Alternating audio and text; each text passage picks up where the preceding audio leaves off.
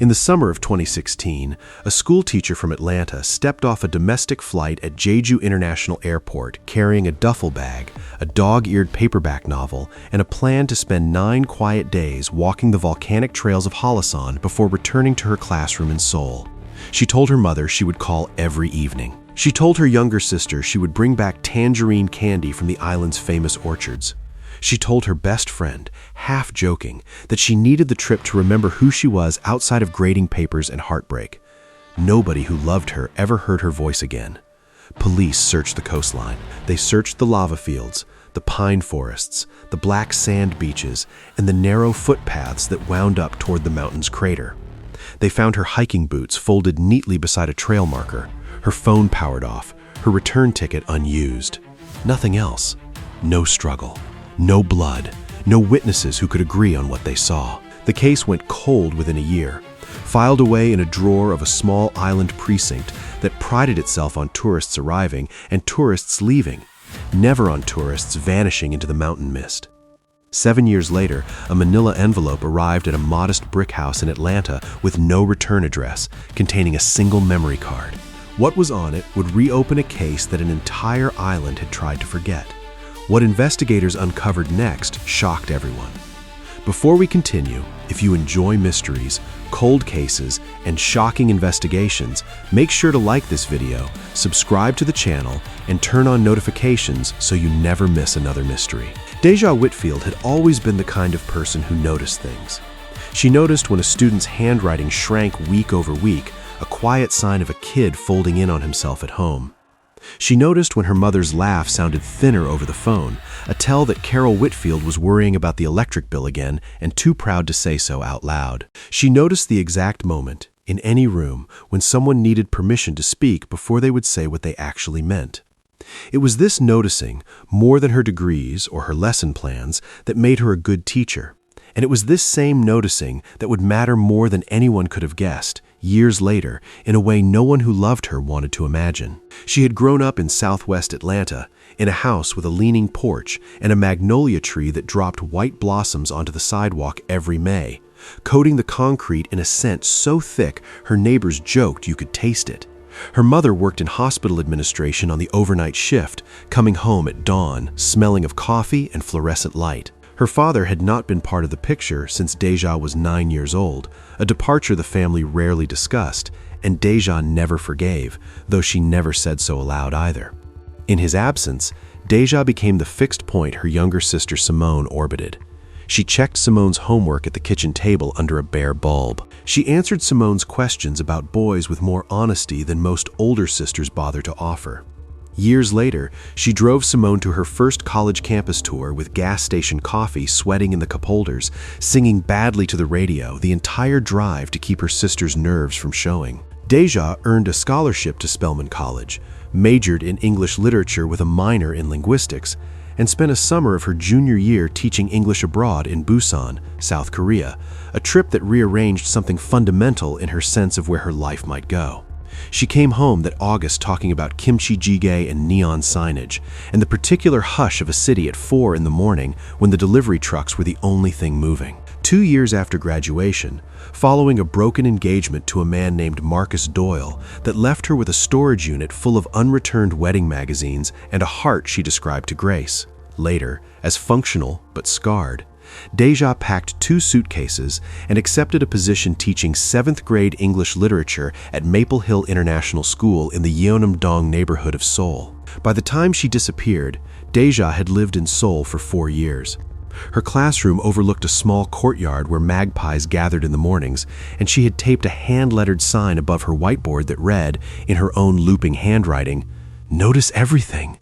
Judge slowly. Her students, a mix of diplomats' children, expat kids from a dozen countries, and Korean students whose parents wanted them fluent in both Shakespeare and Sejong, adored her in the particular, unguarded way that only middle schoolers can adore an adult who takes them seriously. Her small one-bedroom apartment, with a window that caught the late afternoon light just right, was decorated with photographs of Atlanta pinned beside photographs of Seoul, as though 4 years in, she was still quietly deciding which life was the real one, or whether she even needed to choose. Her closest friend at the school was a British-Nigerian art teacher named Grace Okonkwo, a warm, unshakable woman who would later tell investigators, through tears she did not try to hide, that Deja had seemed happier that final spring than she had been in years. There was also a Korean colleague, a mild and exacting history teacher named Han Soo-jin, who ate lunch with Deja most days in the staff room, discussing everything from grading rubrics to Korean historical dramas, a quiet friendship that investigators would eventually examine far more closely than either woman could have anticipated, though it would ultimately lead nowhere except to confirm what Grace already knew, that Deja trusted very few people completely, and Soo-jin had somehow become one of them. Deja loved her students fiercely and specifically. She kept a private, informal mental roster of who needed extra encouragement that week and who needed to be pushed harder, and she updated it constantly, the way other people update grocery lists. That final spring, she had started dating again, cautiously, nothing serious, mostly long coffee conversations and walks along the Han River with a man she had met through a language exchange app, a relationship investigators would eventually rule out as insignificant to the case, though not before spending several frustrating weeks tracking the man down through app records and confirming, to everyone's relief and no one's surprise, that he had simply been a decent, unremarkable person Deja had liked well enough but never loved. She called her mother every Sunday morning at 9 o'clock Atlanta time, without exception, for 4 straight years, a ritual so consistent that Carol Whitfield structured her entire week around it. She sent Simone care packages stuffed with Korean skincare products and always included a handwritten note in the same looping script from her classroom sign, usually something short and teasing. Sometimes something that made Simone cry alone in her apartment for reasons she couldn't fully explain. Her dream, she told Grace one evening over soju and grilled mackerel, was to eventually move home to Atlanta and open a small, free after-school tutoring center for kids in her old neighborhood, something that would have changed her own childhood if it had existed. She was, by every account anyone would later give, a woman building a full and deliberate life on 2 continents at once, patient, curious, careful with the people she loved. Grace remembered the Friday before the trip clearly. Years later, in the specific way people remember ordinary afternoons that turn out, in hindsight, to have been anything but ordinary. The 2 women had stayed late grading papers in Deja's classroom, the courtyard magpies settling into the trees outside as the light went gold and then gray, and Deja had talked, unprompted, about how strange it felt to be turning 31 that year, how she had once assumed her life would look a certain fixed way by now, married, maybe a child, a house with a yard, instead of a rented apartment with a good window, and how she had slowly, deliberately let go of that assumption over the past 4 years without it costing her the sense that her life was still, in its own way, exactly on schedule. "I used to think I was behind," she told Grace, folding a stack of essays into a neat pile. "Now I think I just took the scenic route." Grace laughed at the time. She would think about that phrase constantly in the years that followed, unable to decide whether it comforted her or broke her heart a little more each time. Deja's Sunday morning calls with Carol had a rhythm the whole family could set a clock by, 9 o'clock sharp, Carol on the back porch with her coffee, the phone propped against a flower pot so her hands stayed free.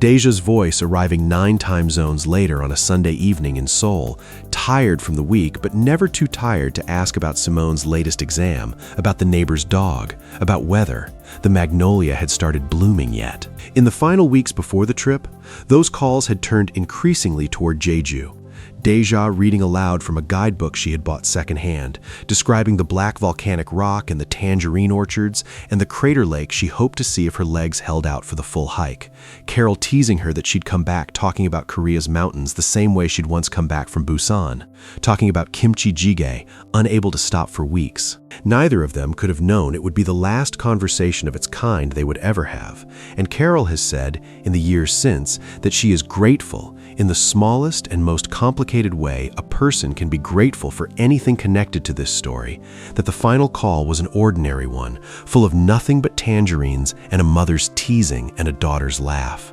The neighborhood Deja had grown up in still knew her the way small, tight communities know their own. Mrs. Odom, who had run the corner store 2 blocks from the Whitfield house for over 30 years, kept a photograph of Deja's high school graduation taped beside the register long after Deja moved overseas, telling any customer who asked that the girl used to walk to school past her window every single morning, rain or shine, backpack always too heavy with books. The pastor at the family's church, Reverend Latimer, had watched Deja grow up in the same pews. Her mother still sat in every Sunday, and it was Reverend Latimer who, years later, would stand at the front of the church during her memorial service and remind the packed room, voice breaking only once, that Deja had spent her entire life making sure other people's children were seen,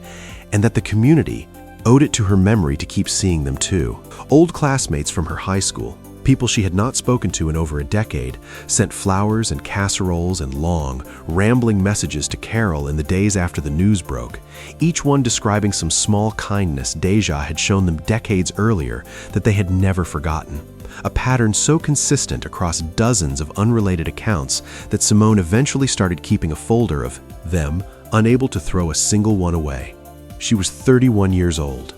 On a Tuesday in late June, she boarded a domestic flight to Jeju Island, alone, for a 9-day solo trip she had been planning and saving for since the previous winter, marking the days off on a paper calendar taped inside her kitchen cabinet, the way she had marked off the days before every meaningful trip of her adult life. She checked into a small guest house in Seoul, on the island's southern coast, a low, tile-roofed building run by a widow in her 60s named An Mi-suk, who had converted her late husband's family home into 6 simple rooms for hikers and backpackers after his death left her alone and in need of both income and company. Mrs. An would later describe Deja as polite in a careful, deliberate way, quiet in the mornings over her coffee, and unusually curious, almost immediately, about a wellness retreat operating out of a converted orchard estate a few kilometers inland, a place called Cheongsan Healing House. Deja had seen a flyer for the retreat pinned to a corkboard in a coffee shop in Jeju City on her first afternoon on the island.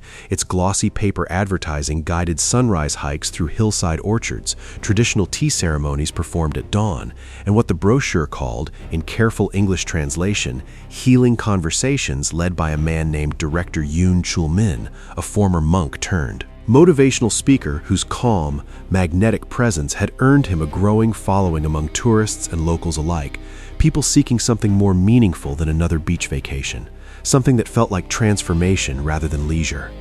The flyer itself, investigators would later confirm, had not been placed in that coffee shop by chance. Cheongsan Healing House paid a modest monthly fee to a handful of cafes and hostels across the island to display its advertising in prominent spots, a completely ordinary marketing arrangement on its surface, though detectives reviewing the retreat's finances years later would note that the specific locations chosen clustered heavily around guest houses and cafes known for attracting solo female travelers, rather than couples or families, suggested a targeting strategy far more deliberate than a simple tourism business would typically require. At the time, of course, none of this meant anything to Deja, who saw only a warm, well-designed brochure promising exactly the kind of reflective, restorative experience she had told Grace, months earlier, that she hoped to find somewhere on this trip. A chance to sit quietly with herself after 4 demanding years of building a life on the other side of the world from everyone she had grown up loving.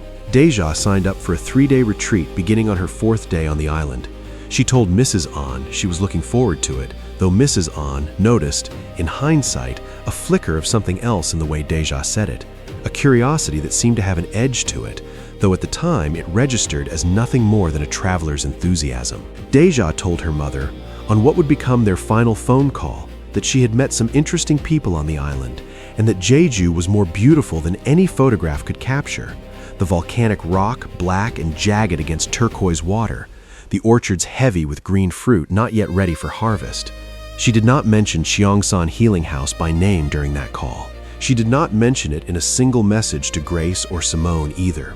Investigators would spend years wondering why a woman who documented nearly everything in her life had gone conspicuously silent about the one place that would ultimately consume it, The 3 days Deja spent at Cheongsan Healing House before her disappearance followed, on their surface, exactly the itinerary promised in the glossy brochure. Guests woke before dawn to the sound of a hand-struck bell and gathered on a stone terrace overlooking the orchard for a guided meditation as the sky over the eastern slope turned first gray, then pink, then a deep, saturated orange that guests would later describe, almost uniformly, as the most beautiful sunrise they had ever witnessed, a detail that made the days that followed feel even more disorienting. In retrospect, beauty and dread occupying the same physical space. Breakfast was simple: rice porridge and pickled vegetables served in the estate's low-ceilinged dining hall, followed by hours of guided hiking through the property's private orchard trails. Director Yoon walking at the front of the group in a plain gray robe,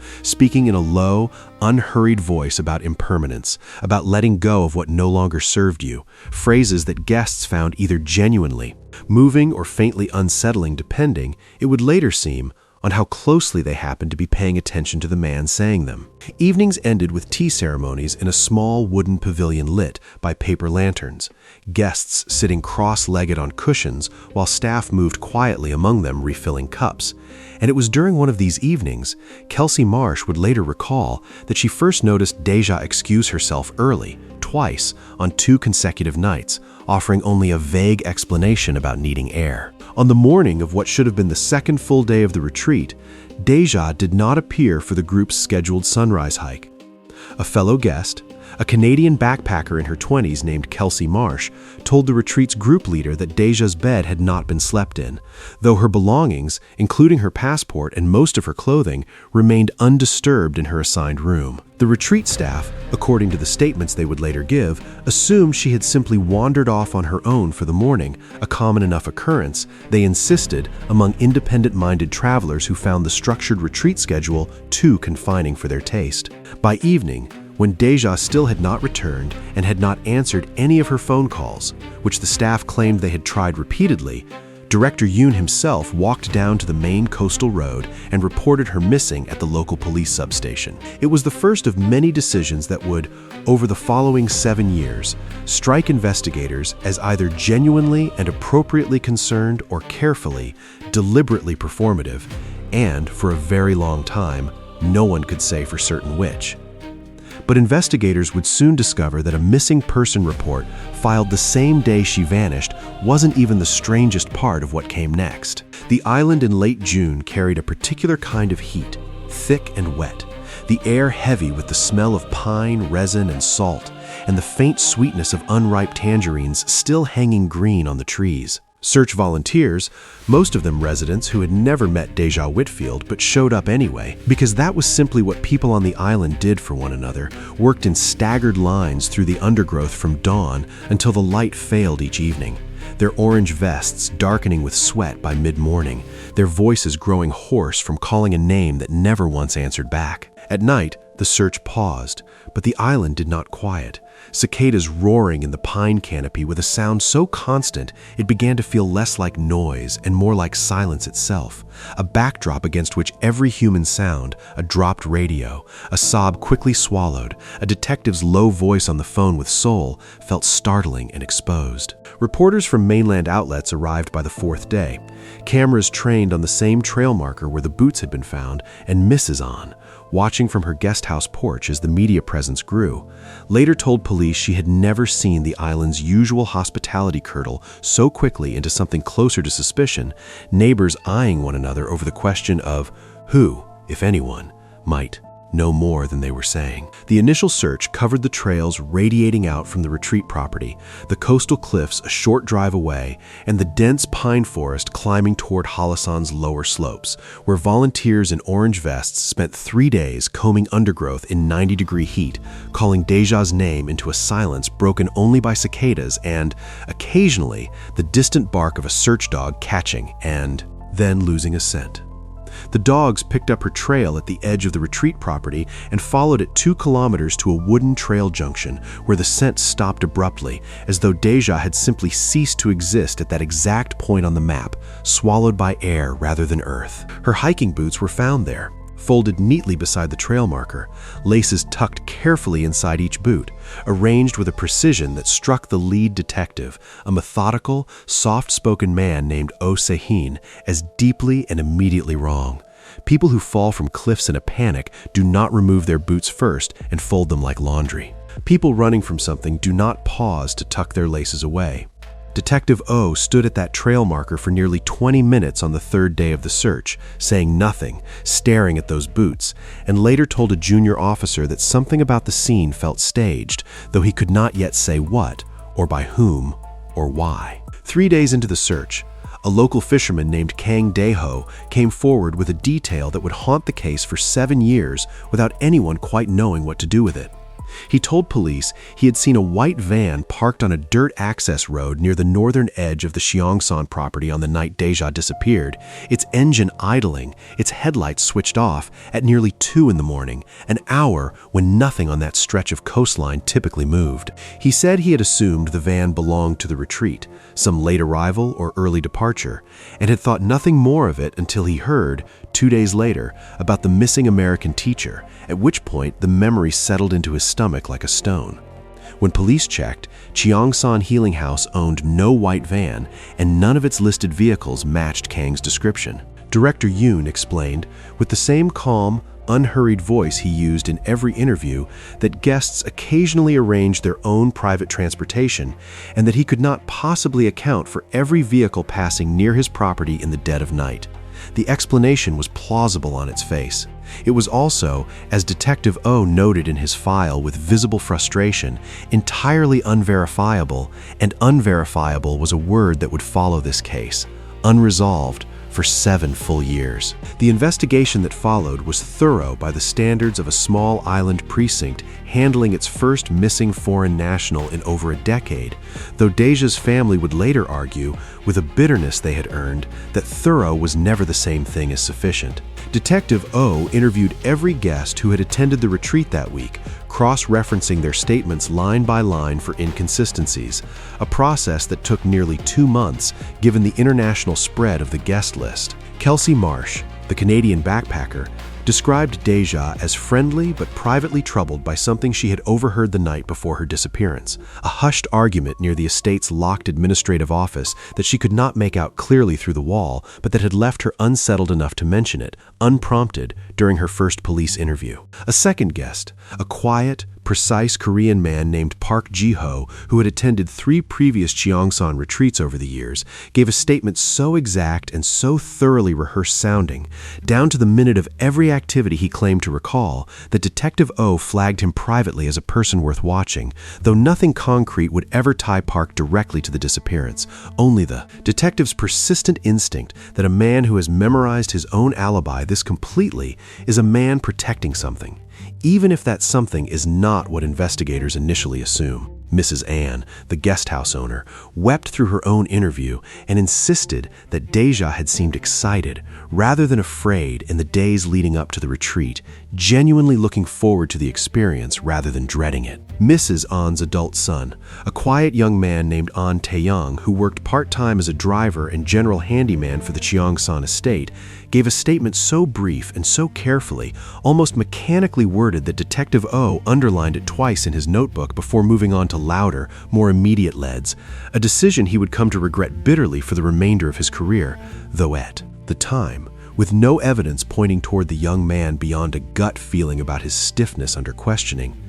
there was little else the detective could reasonably have done. Back in Atlanta, Deja's mother, Carol, received the news from a State Department official on a Thursday afternoon and did not leave her bed for 3 days afterward, unable to eat, unable to sleep more than a few disoriented minutes at a time. Simone flew to Seoul within the week, working alongside Grace Okonkwo and the American Embassy to pressure Korean authorities for updates, learning quickly and painfully how difficult it is to investigate a disappearance across an ocean, across a language barrier, across a jurisdiction that owed her family courtesy but not, ultimately, results. Marcus Doyle, Deja's ex-fiancé, resurfaced during this period as well, flying to Seoul uninvited and insisting he still held power of attorney over certain shared assets from their broken engagement, a claim that turned out to be entirely false but that nonetheless made him, briefly and unfairly, a name investigators circled twice. Once because grieving exes with tangled financial histories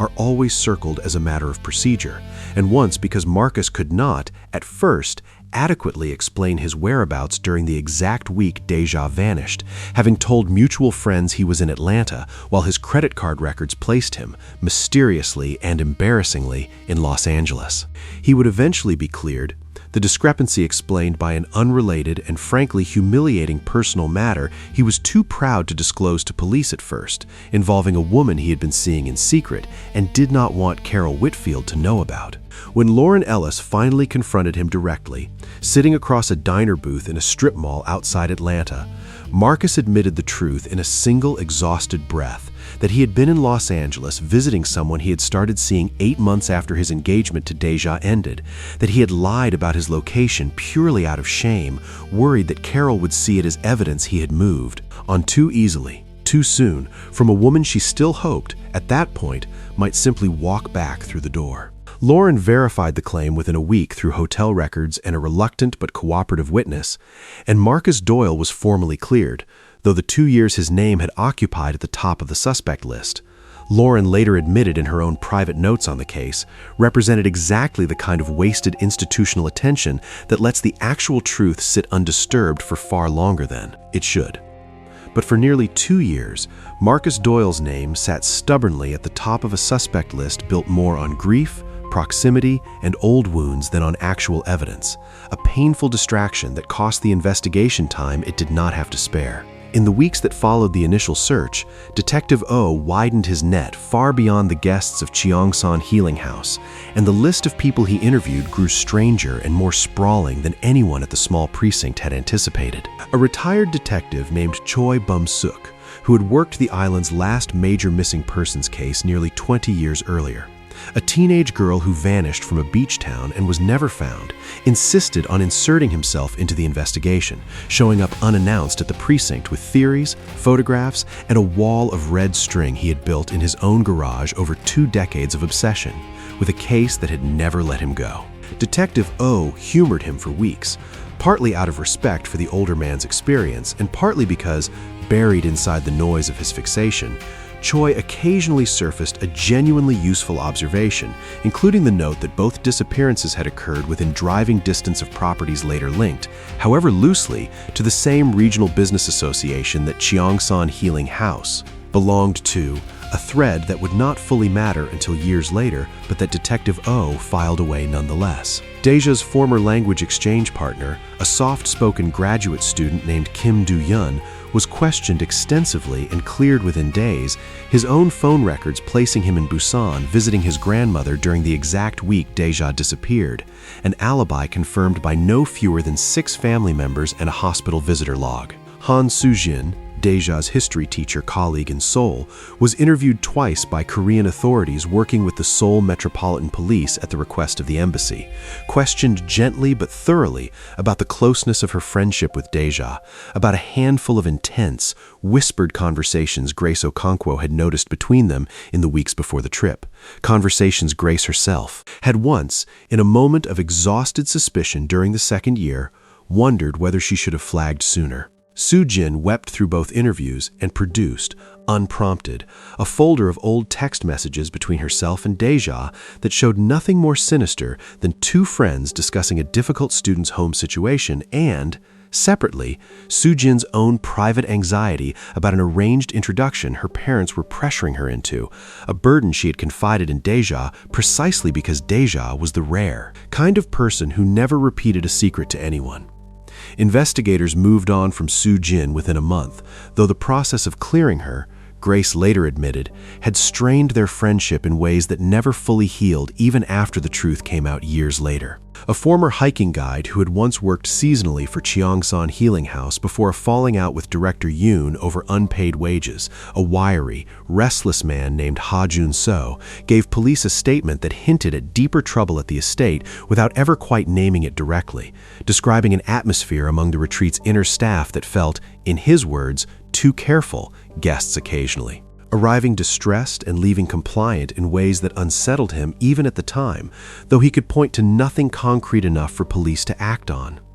He had quit 6 months before Deja's arrival and moved to the mainland, and his statement, like so much else in those early months, was logged, considered, and ultimately set aside for lack of anything to attach it to. Investigators also spoke, in those first months, with 2 of Deja's neighbors in the apartment building above her Yeonam-dong flat, an elderly retired couple who described her as unfailingly polite, always the first to greet them in the stairwell, occasionally leaving small gifts of fruit outside their door around the Korean holidays despite owing them nothing. Neither had noticed anything unusual in the weeks before her trip beyond the ordinary sight of her wheeling a small suitcase down to a waiting taxi one Tuesday morning, waving cheerfully at the building's security guard on her way out, the same wave she gave every morning on her way to school. The building's landlord, questioned briefly about the terms of Deja's lease and any financial irregularities that might suggest motive for someone close to her, found nothing beyond a tenant with a spotless payment history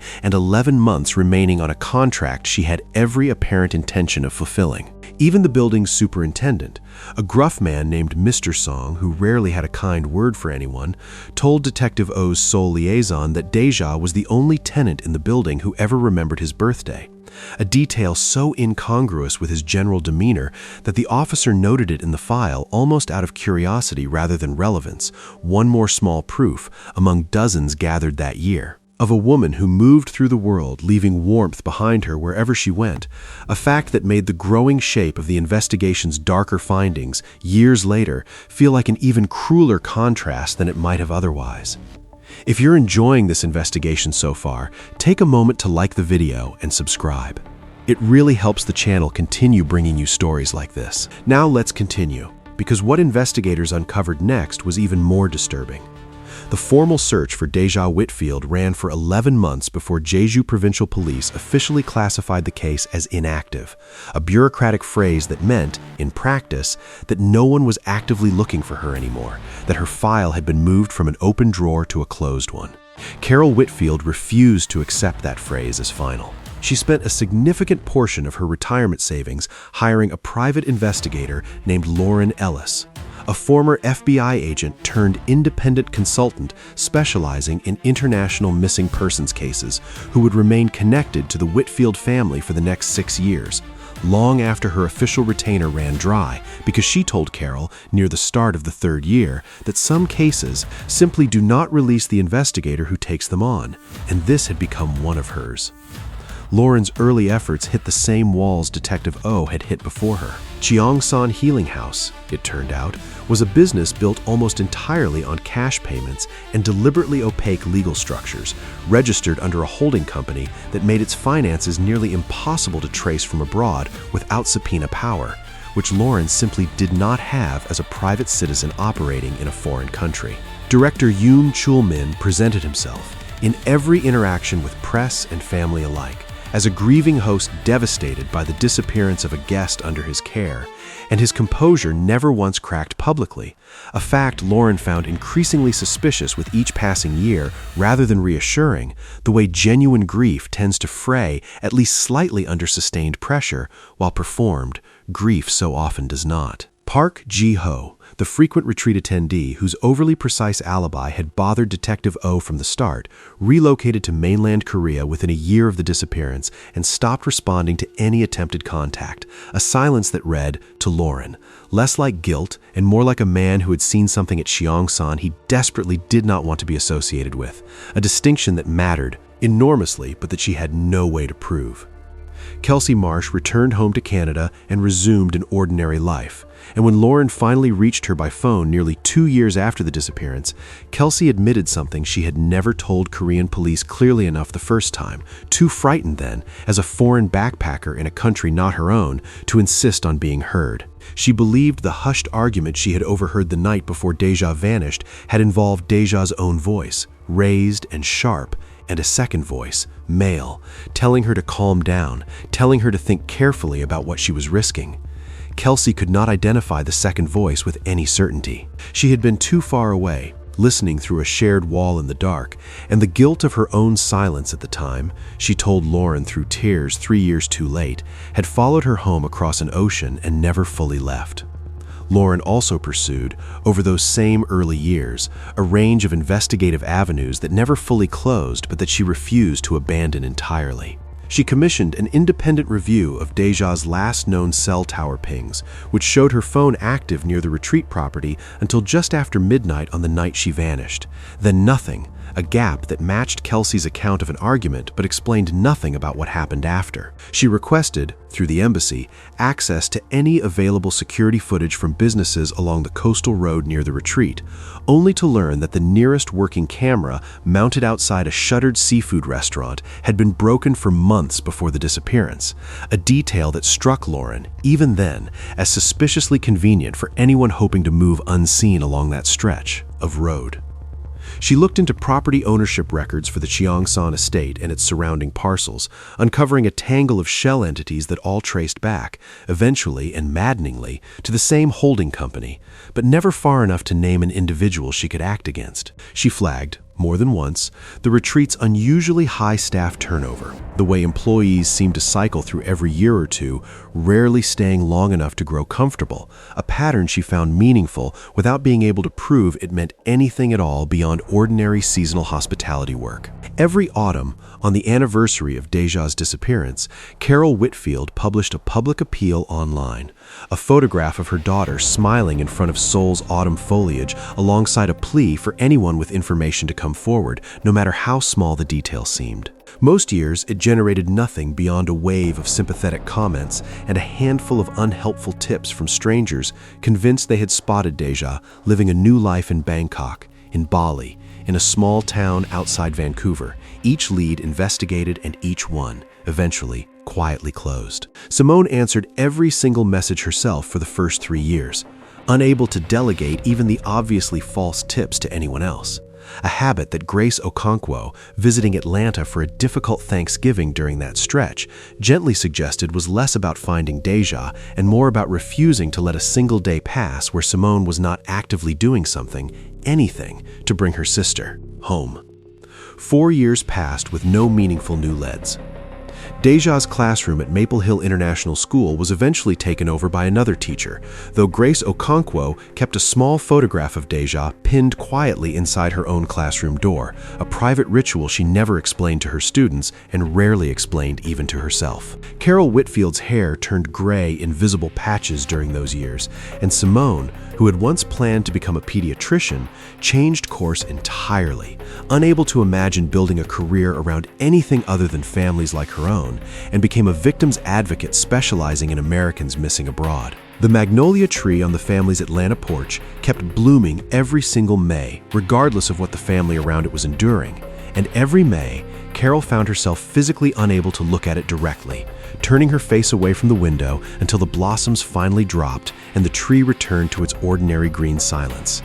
Then, in the spring of the 7th year, an envelope arrived. It came with no return address, postmarked from Jeju City, addressed in careful, deliberate block handwriting to Carol Whitfield's home in Atlanta, an address that had never been publicly listed anywhere connected to the case, which meant whoever sent it had gone looking for it specifically, had wanted it badly enough to take a risk for it to reach her. Inside was a single micro SD card taped to a folded piece of paper with no note attached, no explanation, nothing at all but the small plastic card itself, smaller than a fingernail, carrying a weight Carol could feel before she even understood what was on it. Carol, hands shaking so badly she dropped her car keys twice, drove immediately to Simone's apartment across town, and together, with Lauren Ellis patched in on speakerphone from 3 states away, they plugged the card into a laptop at Simone's kitchen table and found 43 photographs and 2 short video files, all time-stamped to the exact week of Deja's disappearance,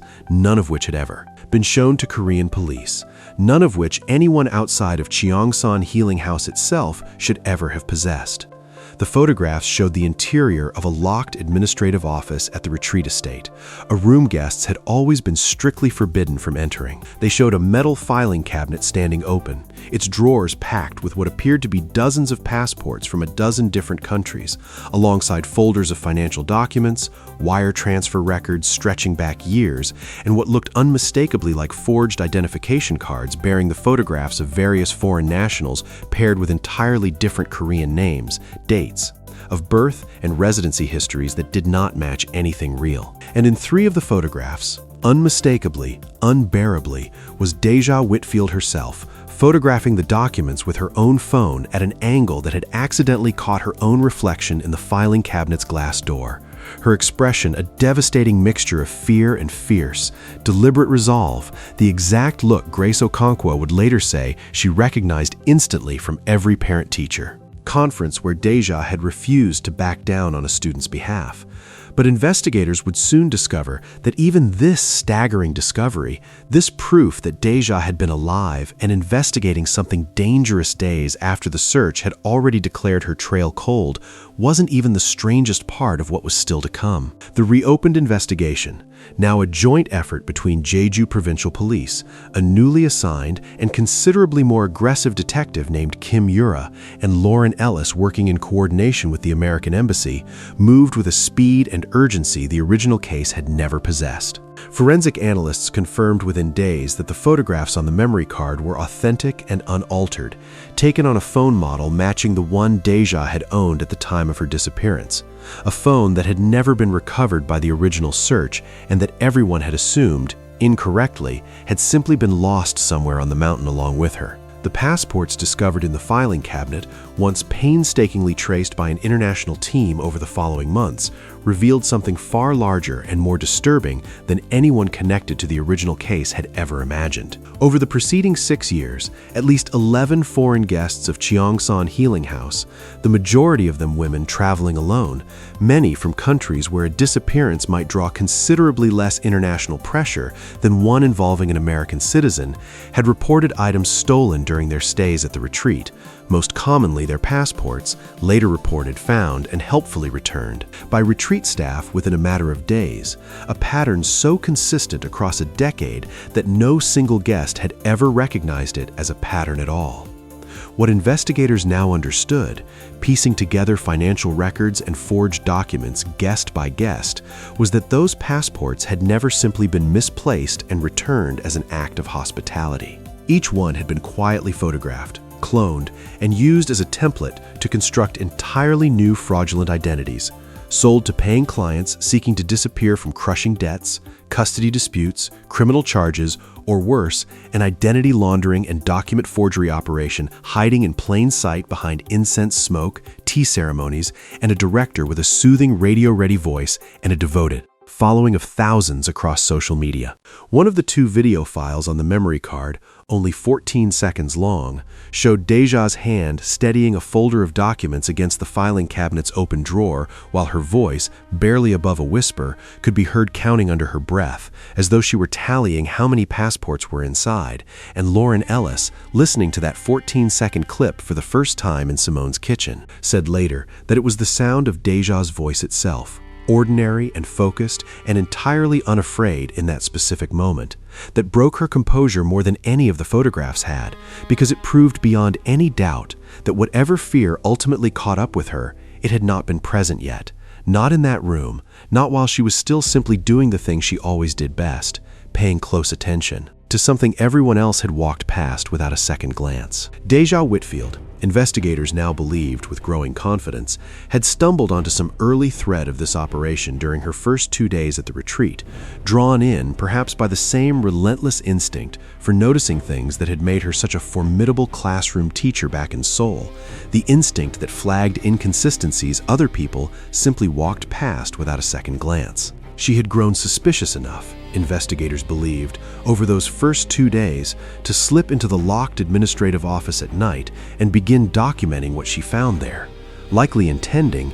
given everything friends and family knew about her character, to bring solid evidence to local police herself rather than publicly accuse a respected and beloved local businessman on nothing but suspicion. An instinct, a caution that investigators now believe cost her the time she desperately needed to get off the property safely before anyone realized what she had seen. Forensic genealogists brought onto the reopened case cross-referenced DNA recovered from a partial print on one of the forged identification cards against a regional database, an effort that initially produced a startling and confusing false lead, a distant familial match to a woman living in Busan who had no known connection to Jeju at all, until investigators realized the match traced back not to any suspect but to Park Ji-ho. The quiet, over-rehearsed retreat regular Detective O had flagged 7 years earlier and never been able to connect to anything concrete. When Detective Kim Yura finally tracked Park down on the mainland, he confessed, tearfully and with evident relief at finally being asked directly,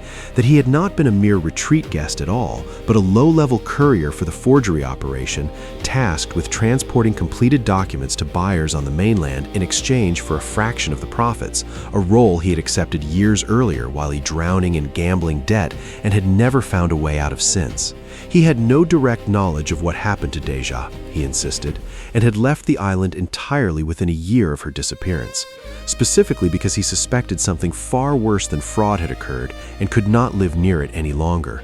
Though his silence for 7 years, born of self-preservation, had cost the investigation time it could never recover. His cooperation, once secured, provided investigators with financial records and buyer names that would eventually help convict 2 additional people on the mainland who had purchased false identities through the ring, expanding the case well beyond the island's shores. One of those buyers, a businessman from Incheon who had purchased a fabricated identity to evade a substantial civil judgment against him, was arrested at his newly rented apartment under his false name, a moment mainland reporters covered with almost as much intensity as the original Jeju case itself, framing it as proof that the consequences of Cheongsan Healing House's operation had quietly rippled across the entire country for years without anyone connecting the dots. A second buyer, a woman attempting to escape an abusive marriage through a manufactured new identity rather than through the country's overburdened protective court system, was treated far more sympathetically by prosecutors. Her case eventually resolved with minimal penalty once her circumstances came to light, a small, complicated reminder that even a criminal operation built on genuine harm had, in isolated instances, been used by a handful of its clients for reasons investigators found difficult not to understand. Digital forensic specialists working through Director Yoon's personal devices, seized under warrant during his arrest, recovered deleted message threads with Sergeant Bae stretching back nearly 9 years, establishing a financial relationship between the 2 men that predated Deja's disappearance by a considerable margin and undercutting, decisively, any claim that Bae had acted alone or unexpectedly on the night in question. Bank records subpoenaed from 3 separate financial institutions traced a pattern of irregular deposits into Bae's personal accounts that aligned, almost to the week, with newly issued fraudulent documents leaving the estate, a paper trail investigators would later describe in court as more damning than any single piece of physical evidence recovered from the ground itself. Detective Kim Yura re-interviewed everyone still connected to the original case, methodically working her way down a 7-year-old list, and this time, one name finally cracked under the pressure of new evidence he could no longer explain away. An Tae-young, the guest house owner's son and Cheongsan's occasional driver, now 30 years old and, as detectives learned during a routine background check, the recent father of a newborn daughter, broke down within 20 minutes of renewed questioning and quietly admitted that he had sent the memory card himself. He explained, through sobs, his own mother would later say she had never once witnessed from him in his entire adult life, that he had been present on the property the night Deja disappeared, tasked personally by Director Yoon with driving her under the pretense of an early morning group transfer to a scenic overlook, to a remote coastal access road near the northern edge of the property line. The exact spot the fisherman Kang Dae-ho had described to police 7 years earlier, and that no one had ever been able to fully explain. He had not known. He insisted repeatedly through his interview what was actually going to happen that night. He claimed he had believed Yoon intended only to frighten Deja into silence, to pressure her into surrendering her phone and abandoning whatever she thought she had discovered, a threat rather than an act of violence. Instead, An Tae-young told detectives, Yoon and a second man, a local police sergeant named Bae Young-ho, who had for years accepted quiet payments to overlook irregularities at Cheongsan Healing House in exchange for a modest personal stake in the profits from its forged document sales, confronted Deja directly at the cliffside access road, and what happened in the following minutes, An Tae-young claimed, happened too fast and in too much darkness for him to see clearly from where he stood beside the van, though he heard Deja's voice, sharp and unmistakably defiant, even in fear, and then, abruptly, he heard nothing at all. They had been looking at the wrong suspects for 7 straight years. An Tae-young told detectives that he had helped move a body that same night under direct threat to his own family's safety and livelihood, that Director Yoon had made unmistakably clear his mother's guest house business, and quite possibly his mother's very freedom, depended entirely on his continued silence, and that Sergeant Bae's badge had ensured no honest investigation would ever be permitted to look too closely at either man for as long as Bae held any authority on the island. Deja's remains, An Tae-young eventually helped investigators locate, had been buried that same night in a remote wooded section above the retreat property, ground that had since been quietly built over the following year by a small maintenance shed constructed under the pretense of routine estate improvement, a deliberate act of concealment disguised so thoroughly as ordinary upkeep that it had drawn no suspicion whatsoever for 7 years.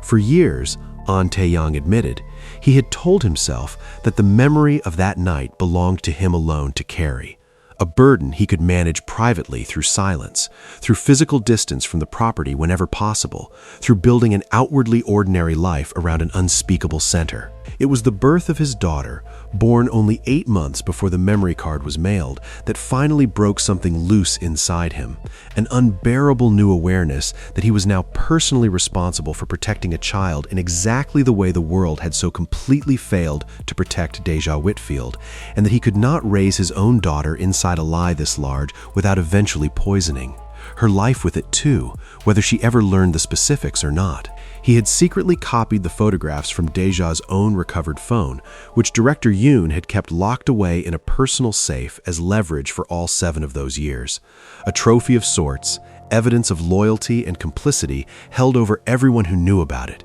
and mailed the copies anonymously to Carol Whitfield, hoping the evidence itself would speak in ways he still could not yet bring himself to speak aloud, not directly, not fully, not without more courage than he had been able to summon on his own.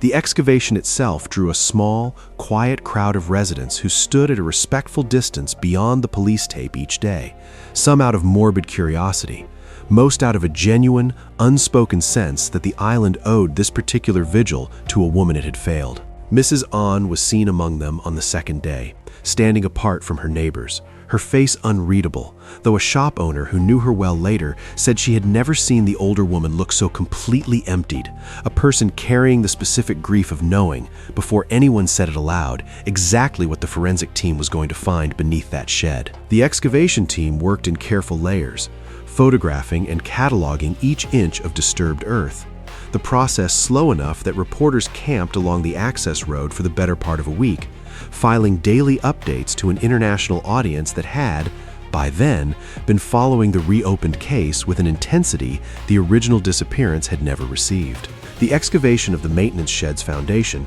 conducted over 4 tense, closely watched days with cadaver dogs and a forensic anthropology team flown in specially from Seoul, uncovered skeletal remains consistent in every measurable way with the 7-year timeline of Deja's disappearance. DNA comparison against a reference sample Carol Whitfield had submitted years earlier, before nearly giving up all hope that it would ever be matched to anything, confirmed what the family had long feared and had also, in a strange and deeply painful way, quietly hoped for by the end, an ending, however devastating, rather than the endless, suspended absence that had defined 7 full years of their lives without a single point of rest. Detective Kim Yura personally called Carol Whitfield to deliver the confirmation, choosing to make the call herself rather than route it through the embassy as protocol technically allowed, because, she told a colleague afterward, some news should never travel to a mother through a translated form letter. Carol has since described that phone call as both the worst and, impossibly,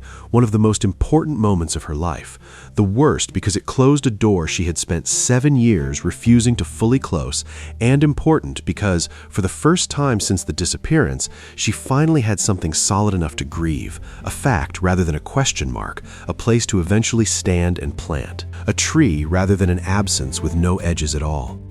Simone was in the room when the call came through, and she has said since that she will never forget the specific sound her mother made, not a scream and not quite a sob, something in between the two that she had never heard from her mother before and has, thankfully, never heard again. News of the arrest spread across the island within hours, and by the following morning, a line had formed outside the small provincial courthouse of residents, hoping to catch a glimpse of the man many of them had once trusted with their own family members' well-being, some having attended Cheongsan retreats themselves over the years, believing wholeheartedly in the calm, transformative image director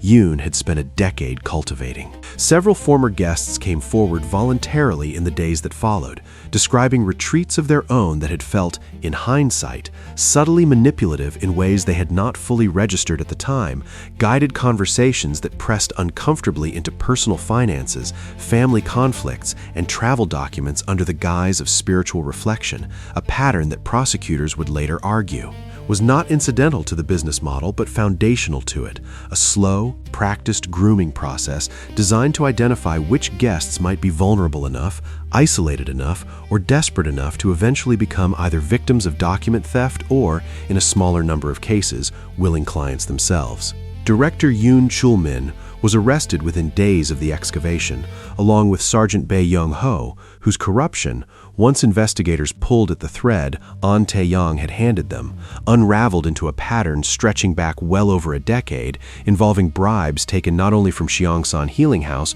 but from at least 2 other island businesses that had apparently learned, through word of mouth in certain circles, that a police sergeant's discretion could be purchased more cheaply and more reliably than the law itself could ever be avoided. The document forgery ring proved considerably larger than even the initial passport discovery had suggested, connected through painstaking financial forensics to buyers across at least 3 separate countries who had paid substantial sums for entirely new identities, some fleeing legitimate and desperate danger of their own, others fleeing consequences they very plainly deserved to face. The trial that followed drew significant international attention, and Carol and Simone Whitfield traveled together to Jeju to sit through every single day of proceedings, Simone quietly translating the legal terminology for her mother in a low, steady voice, while cameras from 2 continents documented their grief for a global audience in something close to real time. Director Yoon Chul-min denied any direct personal involvement in Deja's death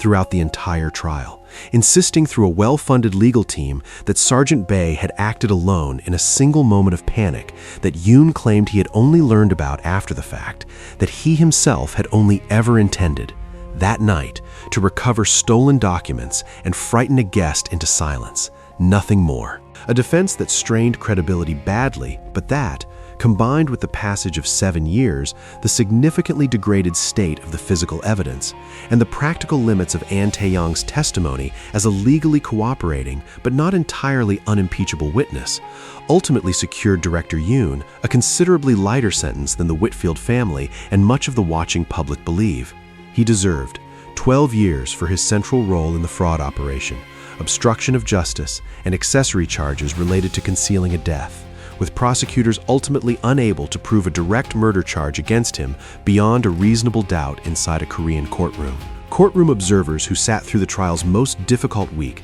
described a single moment that seemed to silence the entire room when a prosecutor asked An Tae-young on the stand why he had waited 7 years to come forward, and the young man sat with the question for nearly a full minute before answering, his voice barely audible even with a microphone that he had spent 7 years telling. Himself, he was protecting his mother, and had only recently understood that what he had actually been protecting the whole time was himself. Carol Whitfield, seated in the gallery with Simone's hand gripped tightly in her own, later told a reporter outside the courthouse that she had expected to feel nothing but hatred looking at the man who helped bury her daughter, and had instead felt something far more complicated, a recognition, however unwelcome, of a person who had been trapped inside his own cowardice for so long that unraveling. It had genuinely and visibly broken him. It did not soften her anger toward director Yoon in the slightest. If anything, watching An Tae-young's unraveling on the stand made Yoon's unbroken composure in the seat beside his lawyers, day after day, feel colder and more calculated by comparison, a contrast the prosecution leaned on heavily in its closing arguments, though it was not, in the end, enough to secure the murder conviction the family had spent 7 years hoping for. Sergeant Bae Young-ho received a considerably longer sentence, 22 years, covering corruption, obstruction, and his direct hands-on role in the fatal confrontation at the Cliffside Access Road. The closest thing to full accountability the case would ultimately produce for the actual act of violence itself. An Tae-young, in formal recognition of his eventual cooperation and the physical evidence he provided that made the entire case possible, received a reduced sentence of 4 years, an outcome that divided public opinion across the island sharply and bitterly, some viewing him as an active accomplice who deserved far harsher punishment regardless of his later remorse, others viewing him as a frightened, powerless young man who had, eventually, at enormous personal cost to himself and his family, chosen to tell the truth when almost no one else involved ever did.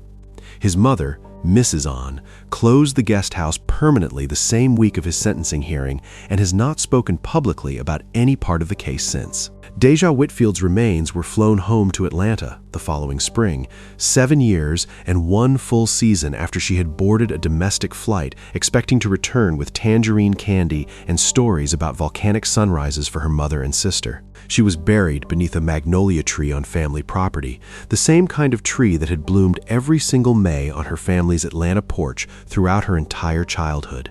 A detail Carol insisted on without room for negotiation, wanting her daughter to rest somewhere. The blossoms would fall on her every spring exactly the way they had fallen on the sidewalk of the house where she grew up learning, to notice everything around her. Grace Okonkwo flew from Seoul to attend the funeral and brought with her, carefully framed, the small photograph she had kept pinned inside her own classroom door for 7 uninterrupted years. A gift she placed directly into Carol's hands and could not fully explain through her own tears, though Carol understood exactly what it meant without either of them needing to say a single word about it aloud. Maple Hill International School has since established an ongoing scholarship in Deja's name for students pursuing careers in education and public service, funded in significant part by donations from former students who remembered, even years and continents removed from her classroom, exactly which teacher had first taught them that noticing the world closely was its own quiet form of courage. Simone Whitfield, now working full-time as a victim's advocate specializing in cases of Americans missing abroad, has said in more than one interview that her entire career exists because of her sister, that every family she now helps carries within it some smaller version of the 7 years her own family spent refusing to stop asking questions long after everyone else had officially been told to stop. Lauren Ellis retired from private investigative work the year after the trial concluded, telling a small local newspaper in Atlanta that she had taken on hundreds of cases over her career, but that this was the first one she had never truly been able to set down at the end of a workday, the first one that had followed her home in a way she eventually stopped trying to resist. She keeps, on a shelf in her home office, a single printed photograph from the memory card that started it all, not one of the passports or the filing cabinet, but a candid image the retreat's own staff had taken during a group dinner on Deja's first night at Cheongsan. Deja laughing at something just outside the frame, unaware that within 48 hours her life would take the turn that would eventually define 7 years of other people's lives alongside her own. Lauren has said she keeps it not out of morbidity, but as a reminder of the version of Deja that existed before any of it, a woman mid-laugh at a dinner table on an island she had been so genuinely excited to see. The island itself, in the years since, has changed in small but noticeable ways. The coastal road near the old Cheongsan property has been widened, the estate's buildings sold at auction and converted, somewhat uncomfortably for locals who remember what happened there, into a boutique agricultural inn under entirely new ownership, its new proprietors reportedly unaware of the property's history until curious guests began asking about it after the trial made international headlines. The maintenance shed was demolished during the excavation and never rebuilt, and the small clearing where it once stood has been left, at the family's request and with local government cooperation, to grow wild, a patch of unmanaged grass and encroaching pine seedlings that locals have taken, without any official designation, to calling simply the teacher's ground. Mrs. On's old guest house sits empty, its sign faded, its rooms unrented, a quiet, unresolved landmark that neither the town nor the family has ever quite decided what to do with. Detective Oh Se-hen, who never stopped believing something was wrong at that trail marker even when the case went cold on his desk, was called to testify during the trial about his original instincts, and he told the courtroom plainly that he had known, the moment he saw those neatly folded boots, that he was looking at a scene someone had built rather than a scene that had simply happened, and that, not being able to prove it for 7 years remained, in his words, the single greatest professional regret of his career. He has since become a vocal advocate on the island for improved funding and staffing for missing persons cases involving foreign nationals, arguing publicly, sometimes to the discomfort of his own department, that a tourist economy carries with it an obligation to protect the people who trusted enough to visit, an obligation the island failed, catastrophically, in Deja Whitfield's case, and one he has spent the years since trying to ensure it never fails again. Sometimes the truth doesn't disappear. It simply waits, buried underneath ordinary things, a locked filing cabinet no guest was ever supposed to open, a pair of hiking boots folded too carefully beside a trail marker, a maintenance shed built quietly over unmarked ground for someone willing to keep looking, even when the looking costs nearly everything it cost the Whitfield family across those 7 years, and even when the justice it eventually delivers, arrives lighter, later, and more painfully incomplete than anyone who truly loved Deja Whitfield ever deserved to accept. Thank you for watching. If this case fascinated you, don't forget to like the video and subscribe for more incredible crime and mystery stories. Until next time, stay curious, stay safe, and never stop asking questions.